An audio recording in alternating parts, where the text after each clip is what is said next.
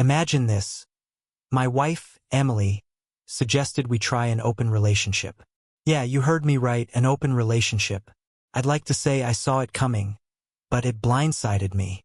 Still, looking back, maybe the signs were there. Let me walk you through how this all started. Emily and I had been married for over a decade. Things were fine, not incredible, not awful, just steady. Work, bills, the usual routines, and maybe a Friday night movie if we were feeling adventurous. I thought that was normal. Apparently, to Emily, fine was just another word for boring. That's where it all began.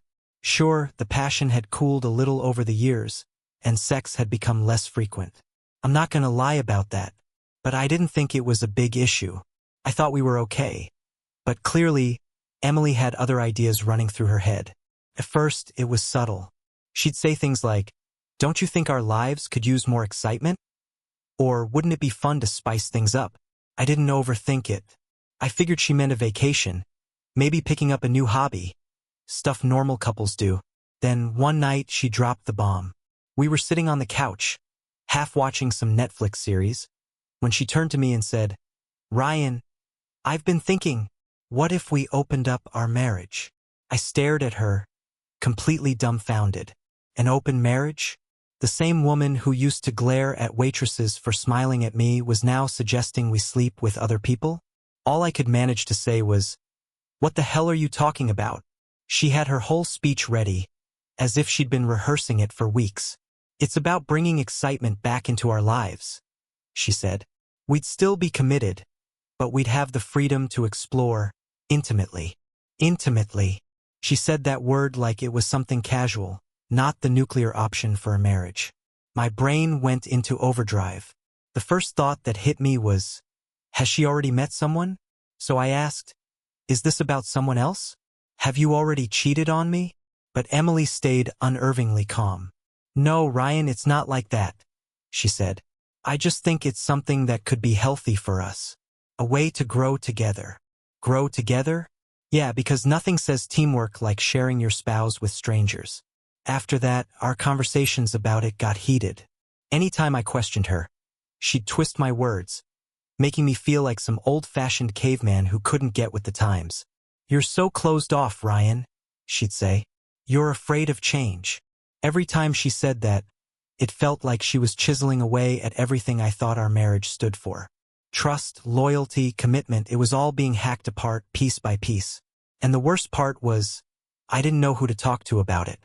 You can't exactly bring this kind of thing up at a barbecue. Eventually, I told my best friend, Ethan. I laid it all out, expecting him to tell me I wasn't crazy. But instead, he hit me with some new age crap about how a lot of couples are doing it these days, and how I should try to see things from Emily's perspective. He even called it an adventure. An adventure, sure, like free-falling without a parachute. Meanwhile, Emily started acting like it was a done deal. She'd say things like, "Once we get into the swing of it, you'll see how good it is for us. Trust me." And she'd flash this smug little smile, like she was giving me some kind of gift. I felt like I was losing my grip on reality. And Emily? She started changing. She'd spend more time in front of the mirror before work, picking out outfits she'd never cared about before. She'd come home late, claiming she was working overtime or grabbing drinks with colleagues. But all the while, she kept pushing her narrative, like this open marriage idea was the magic solution to fix all her dissatisfaction. That's how this nightmare started. That was her big sell. That this would save our marriage, that it was somehow the answer to all our problems. But honestly, it felt like I was living with a stranger, like someone had hijacked my wife's body. Every word out of her mouth felt like a dagger.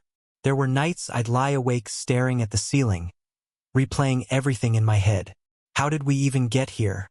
Was I really such a terrible husband? Did I miss some massive warning signs along the way? Or was she just tired of me? Part of me wanted to grab her and scream, "How did we end up like this?" But another part, the quieter, more beaten down part, was just exhausted. Tired of trying to figure out what she wanted. Tired of feeling like no matter what I did, it wasn't good enough. The worst part? Knowing deep down that it didn't matter how much I pleaded, argued, or reasoned. Emily was going to do whatever she wanted, with or without my consent. You ever try to convince yourself of something you know is complete and utter garbage? That's exactly what I did. For weeks, I walked around like a zombie, replaying Emily's words in my head. I didn't want to agree to this open relationship nonsense. It felt like selling my soul. But at the same time, I was desperate to cling to whatever scraps of normalcy were left. I started questioning myself. Maybe I'm the one who's stuck in the past. Maybe this is how marriages are supposed to evolve. Pathetic, right? But eventually I caved. I don't even know how it happened. Maybe I just got worn down by all her speeches. Maybe I just got tired of fighting.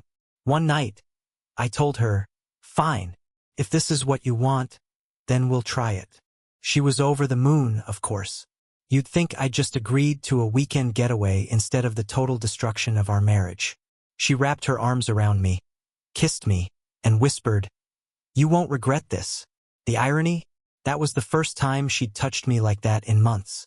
It made me feel used, like she was playing a game, and I was the pawn that finally moved the way she wanted. So I tried to play the part. I pretended to be the modern, open-minded husband who was cool with this. But inside, it felt like something inside me was rotting away. Every morning I woke up with a pit in my stomach, this constant mix of fear, anger, and self-loathing. But I hid it. I wanted to believe that maybe, just maybe, this would work. That it might actually save what we had left. But it didn't. It just made everything worse. Emily changed almost overnight. Suddenly, it was like she was seeing the world through a different lens, one where I barely even existed. She started putting way more effort into her appearance. And I'm not talking about just looking put together. I mean full-on sultry vibes. Tight dresses, perfect hair, makeup that screamed, "Look at me." I'd watch her leave the house and think, who the hell is she trying to impress? And then there were the late nights. She started coming home later and later, always with some flimsy excuse. Work went long. Or the girls and I grabbed a drink. The excuses were so weak, it was like she didn't even care enough to make them convincing. Sometimes she'd waltz in with this fake smile plastered on her face, acting like nothing was wrong. She'd ask me about my day like we were still that happy couple from years ago. I could barely look at her. It didn't take long for suspicion to creep in and take root. My gut was screaming at me, and I couldn't ignore it. There was no way this was just innocent fun. I knew Emily too well. The little things gave her away. The way her eyes darted when I asked about her day. The forced cheeriness in her voice. It was all a front. And worse, I knew it wasn't for me. It was all for someone else. She was seeing someone. I was sure of it. But I needed proof, cold, undeniable evidence, before I did something drastic like confront her and end up looking like a paranoid idiot. So I did what any desperate man would do. I followed her. One Wednesday night, I told her I was working late. She barely even looked at me, just nodded while she got ready for another night out with the girls. I waited until she left, then parked a few blocks away and watched. She walked out of the house looking like she'd just stepped off the pages of some high-end fashion magazine. My stomach churned, but I gave her a head start and then tailed her, staying far enough back that she wouldn't notice. She drove across town, and before long, I found myself parked outside a fancy restaurant, the kind we hadn't been to in years. And there he was. Some guy stood by the door, waiting for her. Tall, smug, with that cocky grin that screamed, "I'm God's gift to the world." I sat there, frozen, as Emily walked up to him. She practically floated into his arms, hugging him a little too long, her face lighting up in a way I hadn't seen in years. The way they looked at each other, it was like a gut punch. You know when you see two people with that undeniable chemistry? That connection that doesn't need words? That's what I saw. She was giggling, twirling her hair, leaning in close while they talked. It was like I no longer existed in her world. My hands gripped the steering wheel so hard my knuckles turned white. Part of me wanted to storm in there, flip their table, and drag her out while everyone watched. But I didn't. Instead, I just sat there, watching as they sipped wine, shared a meal, and acted like they were the only two people on earth. When she came home later that night, She had the audacity to waltz in with a smile on her face. "Hey, babe," she said, like everything was normal, like she hadn't just spent hours swooning over another man while I sat in my car, losing my mind. I couldn't take it anymore. I didn't have the strength to play it cool or keep pretending I was okay with this nightmare. "Where the hell were you?" I demanded, my voice dripping with venom. She blinked at me with fake surprise, like I just asked the stupidest question. "I told you, Ryan," she said calmly. "I was out with the girls." "Bullshit," I snapped. "You were with some guy. I saw you." Her face fell for a split second, like she hadn't expected to get caught so soon. But she recovered fast, narrowing her eyes and going on the defensive. "Are you following me now?" "Jesus. Ryan, what's your problem? We agreed to try this. You can't accuse me of cheating when we have an open marriage." "An open marriage." She said it like it was some magical, all-access pass that made everything okay. Like my reluctant agreement meant she could do whatever the hell she wanted with no questions asked. Anger boiled up inside me, hot and unstoppable. "Open doesn't mean sneaking around behind my back." I shot back. "I never agreed to this."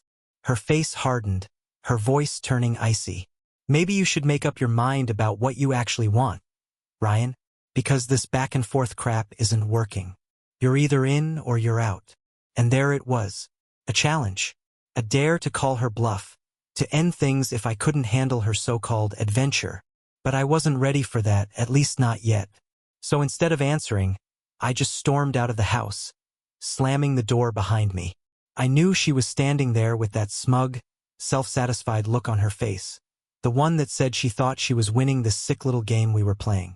After that fight, though, I knew one thing for sure. I couldn't keep letting her play me for a fool. I couldn't unsee what I'd seen. My wife cozying up to another man while I sat outside like an idiot. I was angry, humiliated, and absolutely done with pretending to be the understanding husband. You ever have that moment when something inside you snaps? When you just know you've had enough? That was me. I was done trying to make sense of this madness. Done with her games. Done with it all. I started thinking about how to turn the tables, to make her feel even a fraction of the pain she'd been handing me. And what better way than to throw her own twisted idea back at her? "Fine," I thought. "You want an open relationship? Let's see how you like it when I'm the one having some fun." The idea felt dirty, sure. It wasn't exactly something I was proud of. But the thought of seeing the look on Emily's face when she realized she wasn't the only one playing this game, that kept me going. So, I dove headfirst into the dating scene, determined to find someone who'd be up for a little mischief. But let me tell you, it wasn't as easy as it sounded. Married life doesn't exactly prepare you for jumping back into the wild world of dating. First, it was awkward. I was that guy at the bar, completely out of place, stumbling through small talk like a teenager at prom. And don't even get me started on the dating apps. Half of them seemed like scams, and the other half just made me feel completely out of my depth. Every profile I swiped through was a glaring reminder of how long it had been since I was out there. But I kept at it. For weeks, I hit the bars, hung around happy hours, and messaged women online. All while Emily carried on with her so-called adventures. It felt like we were in some sick, unspoken competition to see who could open up the most. Even if I wasn't completely honest about my intentions, the race was on. Still, it felt like slogging through mud. Most women wanted nothing to do with a married guy, and the ones who didn't ghost me outright ran for the hills when they learned about the open marriage thing. Not that I blamed them. The whole situation reeked of drama. And then I met Chloe. I was about ready to give up when I stumbled across her profile. It was blunt, straight to the point. Nothing serious, just looking for a good time. I shot her a message, figuring I had nothing to lose. To my surprise, we hit it off. She was different. Chloe had this sharp wit, a no-nonsense attitude, and an easy laugh that was like a breath of fresh air in the middle of the chaos my life had become. We started chatting every day, and before long we met up for drinks. Chloe wasn't like anyone I'd met before. She carried herself with this quiet confidence, like she couldn't care less what anyone thought.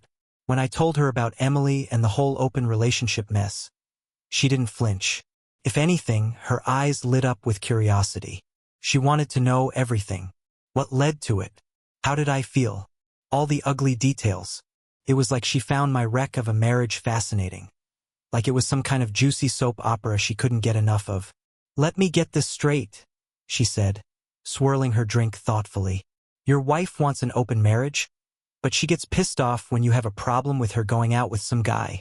"Pretty much," I muttered, feeling both embarrassed and angry all over again. She laughed, shaking her head. "Sounds like she wants all the fun without any of the consequences. Typical." Then she dropped the bomb, the crazy, brilliant, reckless idea that could turn everything upside down. "Why don't you let her get a taste of her own medicine?" Chloe suggested, leaning in with a mischievous grin. "Invite me over. Introduce me as your special friend. Then we'll see how she reacts when things get cozy between us." I blinked, stunned. The audacity of it all. It was exactly the kind of chaos Emily had introduced into our lives, and now I was being handed the perfect opportunity to shove it right back in her face. But I hesitated. Could I really go through with something like that? Sure, I was angry, furious even, but was I the kind of guy who'd stoop to that level? And what would it even solve? Would it just make things worse? Chloe must have seen the conflict on my face. She leaned back and gave me a sly smile. "Don't overthink it," she said. That was easier said than done. Chloe, sensing my hesitation, leaned in with a reassuring smile. "You're not doing anything wrong," she said firmly. "She opened this door. She can't be mad when you decide to walk through it. Besides, I don't mind helping. Seems like you could use a win for once." A win. That's exactly what it felt like. Finally, a chance to get the upper hand in a situation where I'd felt powerless for so long. Emily had practically dared me to embrace this open lifestyle. So why not give her exactly what she said she wanted? The more I thought about it, the more it felt like the perfect plan. If this was the game she wanted to play, then I'd play to win. So I agreed.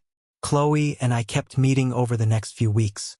It started out simple: drinks, long conversations, the occasional kiss. But as we spent more time together, the line between revenge and something deeper started to blur. Felt good, liberating, even like I was clawing back some of the dignity Emily had taken from me. And Chloe? She was all in. She teased me about how it would go down, cracking jokes about the look on Emily's face when she walked in and saw us together.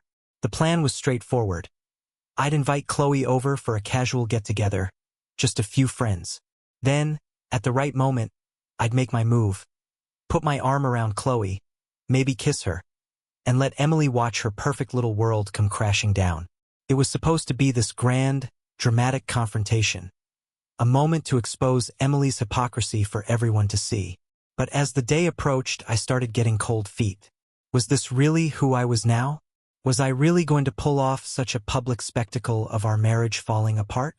Every time I thought about it, I flip-flopped between feeling like some avenging hero and a total scumbag. And yet, I couldn't shake the thrill of it. The idea of taking back control, of standing up for myself, of showing Emily that I wasn't just going to roll over, it was intoxicating. The day of the party arrived, and I was a nervous wreck. Emily didn't suspect a thing. She left the house that morning like it was just another normal day. I stayed behind to get everything ready. Chloe showed up early, looking stunning as usual, her confidence radiating off her. She was ready to play her part, and I could see the excitement in her eyes. It was contagious. For the first time in what felt like forever, I felt like I was in control, like I had a say in how this story would end. When Emily finally walked through the door, I thought I was ready. Ready to see her perfect little world crumble.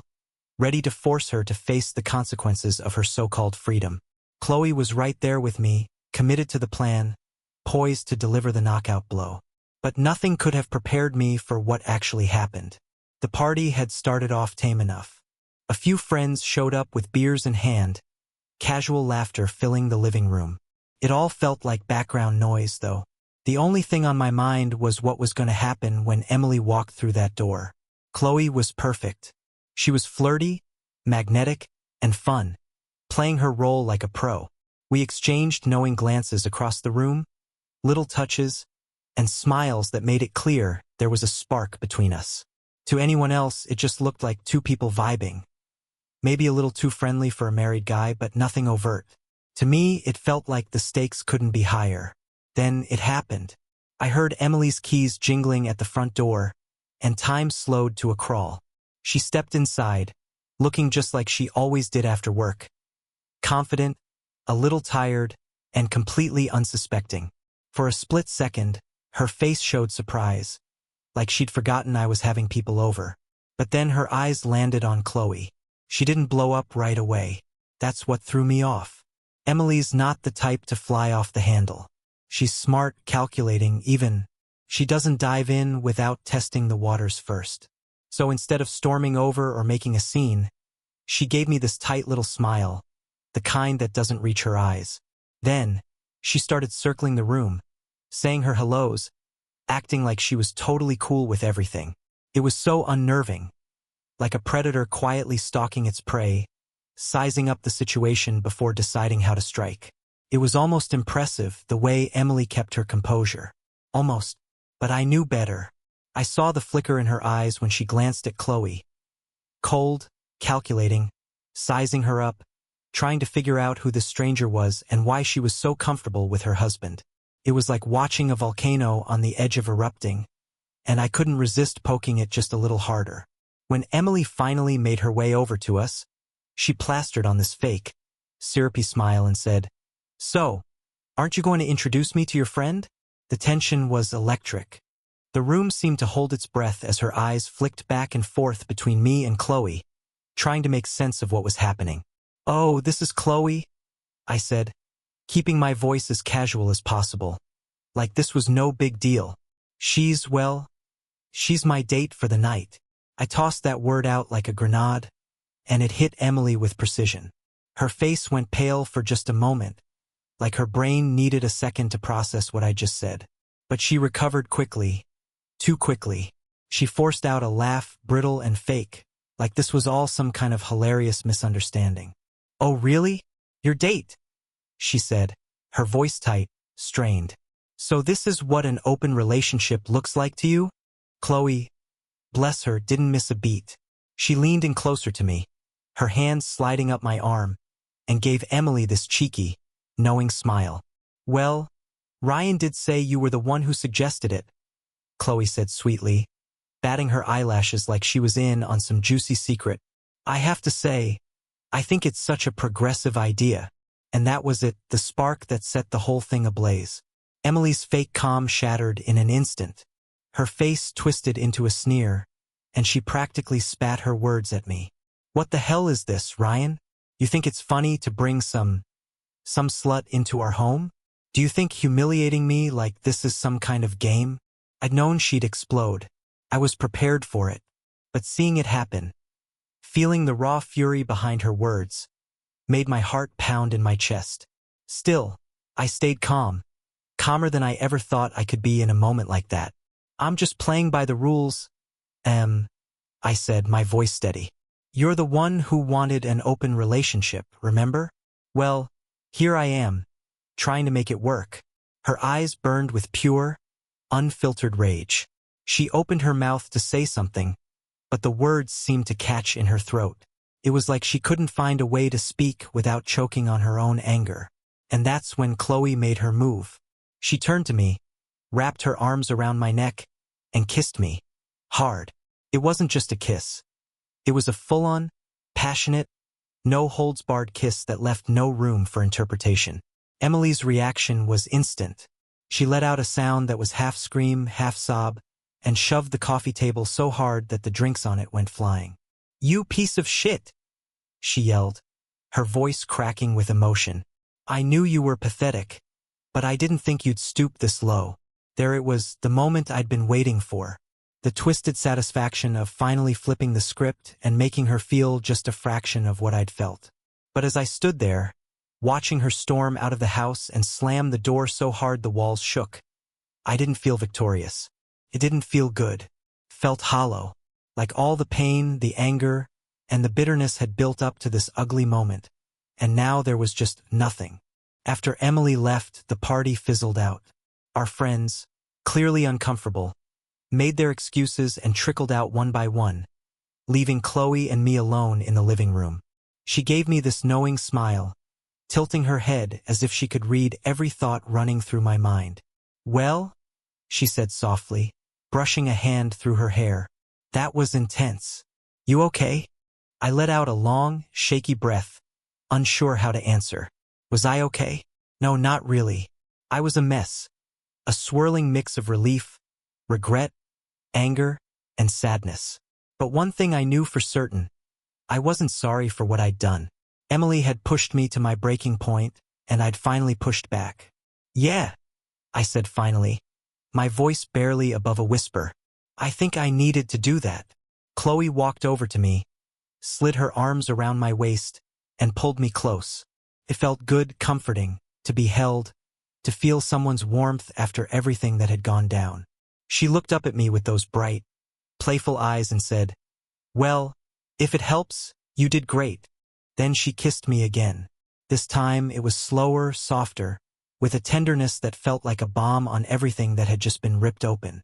In the aftermath of all the chaos, Chloe and I ended up on the couch, tangled in each other. For the first time in what felt like forever, I let myself relax. Let myself feel something besides the constant churn of pain and anger. And when Chloe whispered, "Why don't we go upstairs?" I didn't hesitate. I needed it. Needed to lose myself in someone else, to feel like I was finally escaping the nightmare my marriage had become. The night was intense, almost primal, as if all the pent-up rage and tension from the past weeks were being released in one wild, passionate night. It felt like freedom, reckless, dangerous freedom that I knew wouldn't last. But for those hours, with Chloe's body pressed against mine, her breath warm on my skin, I felt alive again. For the first time in so long, I felt like maybe, just maybe, I could come out of this mess in one piece. Then the morning came, and reality hit me like a brick wall. It was that awful kind of clarity, the kind that only comes when the heat of anger fades and you're left staring at the wreckage you've created. Emily was gone. Not just out for a walk or cooling off, but completely gone. No texts, no calls, nothing. I didn't need an explanation. I knew why. The night before had crossed a line, one we couldn't come back from. The thrill of revenge had dissolved into a sinking weight in my chest. I'd hammered the final nail into the coffin of our marriage, and now there was no denying it was over. The next few days were a blur. I walked around in a fog, replaying everything in my head. The kiss, the screaming, the slam of the door. I couldn't get the image of Emily's face out of my mind. The raw fury, the hurt in her eyes as she realized what was happening. And as much as I didn't want to admit it, I felt guilty. Guilty for turning the whole thing into a spectacle. Guilty for dragging Chloe into it. Guilty for being the kind of man I swore I'd never become. But deep down, I also knew this was inevitable. What happened that night wasn't the cause of our marriage's death. It was just the final act in something that had been dying for a long time. When Emily finally came back, it wasn't with an apology or an olive branch. She came in like a storm, slamming the door and demanding we talk.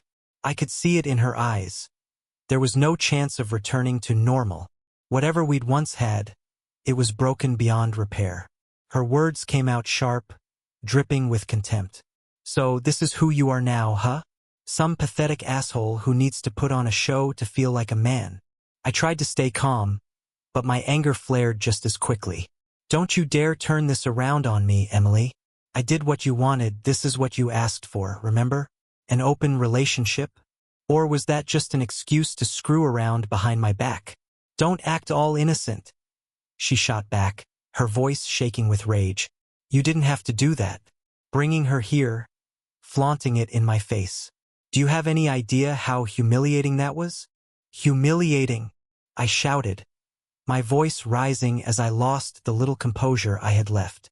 "How the hell do you think I feel, Emily? Do you think it's easy knowing my wife is out with some other guy, pretending it's all for the good of our marriage? Give me a break. You got what you asked for, and now you can't handle it." It was like we were speaking two different languages. Every word only fueled the fire. She accused me of being insecure, of ruining what could have been a beautiful new chapter for us. I threw her lies right back at her, calling her out for turning our marriage into a sick experiment.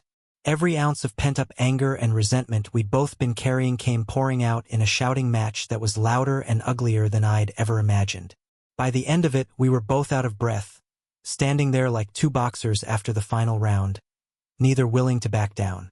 And then came the silence that said everything. Finally, I broke it. "Maybe we should just end it," I said, the words tasting bitter in my mouth. "Maybe we're better off without each other." Emily didn't flinch. She just nodded, her jaw tight. "Fine. Let's get a divorce." And that was it. Years of marriage, a decade of memories, all reduced to one angry, impulsive decision. I stood there, frozen, as she walked out again, this time for good. A part of me wanted to chase after her, to fix it, to take back every cruel word we'd hurled at each other. But I didn't.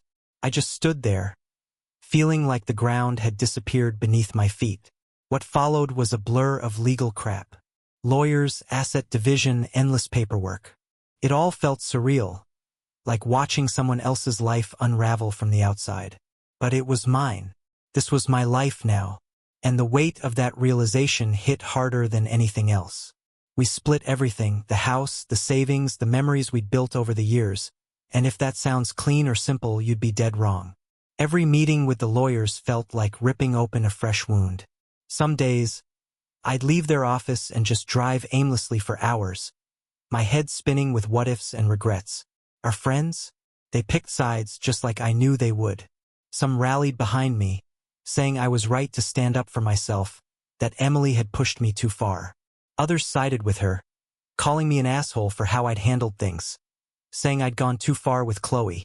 It was like our entire social circle turned into spectators, each with their own opinions on our marriage, like it was some reality TV drama they could judge from the sidelines. And Emily? She moved on. Last I heard, she'd moved in with the guy from the restaurant. Guess it wasn't so casual after all. She stopped reaching out, stopped trying to talk things out, like she'd finally found whatever she was looking for. Part of me felt relieved. At least she wasn't pretending anymore. But another part of me, the part that still remembered the good times, the part of me that still loved her in some strange, fractured way, felt like it was dying. Starting over was rough. I moved out of the house. It felt tainted, too full of memories I couldn't bear to live with. I got a small apartment across town, far enough away to avoid Emily but not so far that I could completely forget she existed. I threw myself into work, hoping to stay busy and keep moving forward. But no matter how hard I tried to rebuild my life, the ghost of my old one followed me everywhere. Every corner of that apartment felt empty. Every weekend stretched on forever. I'd find myself scrolling through my phone, staring at old photos, vacations, holidays, random happy moments. I'd wonder how the hell we'd gotten here, how we'd gone from two people who couldn't keep their hands off each other to two people who couldn't even be in the same room without a fight. Then I'd shove those thoughts down, focusing on anything else, anything to keep from drowning in regret. I saw Chloe a few times after that night, but it wasn't the same. The passion and excitement had fizzled out. She was a great distraction, don't get me wrong, but she wasn't Emily. And the truth was, she knew it too. Eventually, we drifted apart and I didn't try to stop it. It wasn't fair to drag her through my mess, and I knew I needed time to heal. So here I am, trying to piece my life back together, trying to figure out what it means to live without Emily. Some days, it feels like freedom, like I can finally breathe without the weight of a toxic marriage suffocating me. Other days, it feels like I'm stumbling through a haze, unsure of where I'm going or if I'll ever really feel whole again. But if there's one thing I've learned, it's that this isn't the end. The story isn't over. Maybe, just maybe, there's something good waiting for me on the other side. After the divorce, I decided to leave town. It felt like tearing off a band-aid, painful but necessary. I moved to a new city, started a fresh job, and focused on living my own life for the first time in years. The job wasn't anything special, but it gave me structure. Suddenly, I had free time I didn't know what to do with. So I tried everything, hiking, running, hitting the gym. It was like rediscovering who I was without the constant weight of my marriage dragging me down. I met up with Chloe a couple of times, but it didn't take long to realize whatever we had was built on shaky ground. She was great, but I wasn't ready for anything serious. Too much baggage. Too much healing left to do. We parted ways without much drama, and I think we both knew it was for the best. The nights were the hardest. I'd lie awake thinking about Emily, not the Emily who fought with me, but the woman I married. The one who made me laugh, the one I couldn't imagine living without. But I had to remind myself that it was over. She was gone, and we'd both made that choice. Eventually, those thoughts stopped hurting so much. They became background noise, like a dull ache you get used to. And I realized something: revenge is empty. Feels great in the moment, but afterward, all it does is deepen the wounds. It doesn't bring peace or relief. It just passes the pain back and forth, leaving you stuck in the same place. When I let go of that, when I stopped waiting for closure or apologies that would never come, I felt lighter. For the first time in forever, I felt free. Free from the lies, the drama, the constant struggle. I'm not going to pretend everything's perfect now. There are still days when the regret creeps in, when I feel the urge to look back. But I've learned not to let it pull me under. I'm moving forward, day by day, figuring out what happiness looks like on my own terms. I'm not chasing after anyone or anything. I'm just living my life and learning to be okay with who I am. And for now, that's enough.